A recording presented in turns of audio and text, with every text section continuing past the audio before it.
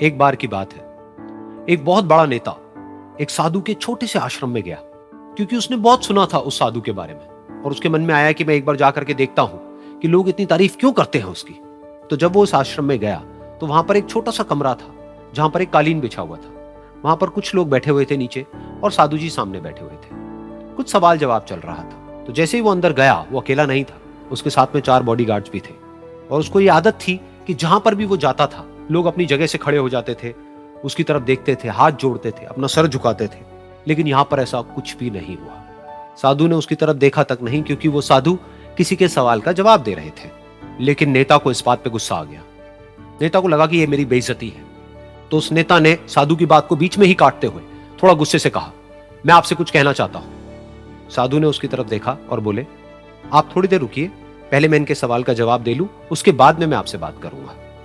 तब तक अगर आप चाहें तो आप बैठ सकते हैं। बस साधु का इतना कहने की देर थी। नेता का चेहरा गुस्से से लाल हो गया और फिर उसने अपना सारा गुस्सा उस साधु के ऊपर निकाल दिया। अभी तक वो नेता बहुत ही तमीज से बात कर रहा था, यानी कि आप कह करके बात कर रहा था। अब वो तू तड़ाक पे उतर आया। नेता ने उस साधु को कहा, तुझे पता भी है मैं कौन हूं और तू किससे बात कर रहा है? साधु ने उसकी तरफ देखा और कहा, मुझे इससे कोई फर्क नहीं पड़ता कि आप कौन हैं, लेकिन आप जो कोई भी हैं, अगर आप चाहते हैं कि मैं आपके सवाल का जवाब दूं या आपसे बात करूं तो आपको कुछ देर रुकना होगा।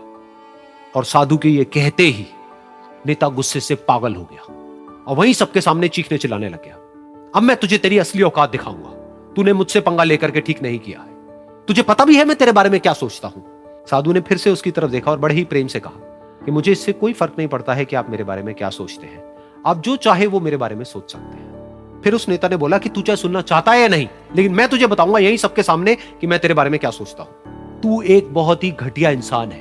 तू कोई साधु नहीं है, तू एक ढोंगी है, पाखंडी है और यहां पर जितने भी लोग बैठे हैं उन सबको बेवकूफ बना रहा है। तेरा बस एक ही मकसद है कि इन लोगों की जेब में जितना भी पैसा है वो सब तेरे पास में आ जाए। तू अपने फायदे के लिए इन लोगों का इस्तेमाल कर रहा है और अब मैं तुझे नहीं छोड़ने वाला। तेरा पर्दाफाश करके रहूंगा पूरी दुनिया के सामने। लेकिन उसके इतना बोलने के बाद भी उस साधु के चेहरे पर हल्की सी मुस्कान बनी ही रही। ये देखकर वो और तिल मिला गया और उसने कहा, अब बहुत हुआ, अब मैं यहां 1 मिनट भी नहीं रुकने वाला। लेकिन अभी भी तेरे पास में मौका है। अगर मुझसे माफी मांगनी है या मुझसे कुछ कहना है तो कह सकता है। इतना सब होने के बाद भी साधु बिल्कुल शांत था और उनके चेहरे पर एक मुस्कान थी। उन्होंने अपनी आंखें बंद कर ली। फिर साधु ने अपनी आंखें खोली, हाथ जोड़े और कहा कि मुझे आपसे कोई गिला शिकवा नहीं है। मेरे मन में आपके लिए कोई भी गलत ख्याल नहीं है।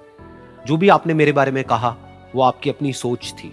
तो मुझे आप में कोई भी बुराई नजर नहीं आती है। मुझे आप एक बहुत ही भले इंसान लगते हैं। और साधु के इतना कहते ही नेताजी का दिमाग 7वें आसमान पर पहुंच गया। उनके चेहरे पर एक अजीब सी खुशी थी, क्योंकि उस साधु ने वो ही कहा जो बाकी सब लोग उस नेता को कहते हैं। और वो खुशी खुशी उस आश्रम से अपने घर की तरफ चला गया और जा करके अपने पिताजी के साथ में बैठ गया। उसके पिताजी की आंखें बंद थी और वो ध्यान में थे। पूरी जिंदगी उन्होंने सिर्फ लोगों की सेवा करी और बदले में कुछ भी एक्सपेक्ट नहीं किया। तो थोड़ी देर बाद जब उन्होंने अपनी आंखें खोली और देखा अपने बेटे को अपने साथ बैठे हुए, तो उनके बेटे के चेहरे पर आज एक अजीब सी खुशी थी जो आज से पहले उन्होंने कभी नहीं देखी थी। फिर उसने एक एक करके सब कुछ बताया कि आज क्या हुआ, किस तरह से वो आश्रम गया, वहां पर क्या हुआ, उसने क्या कहा, उन्होंने क्या कहा।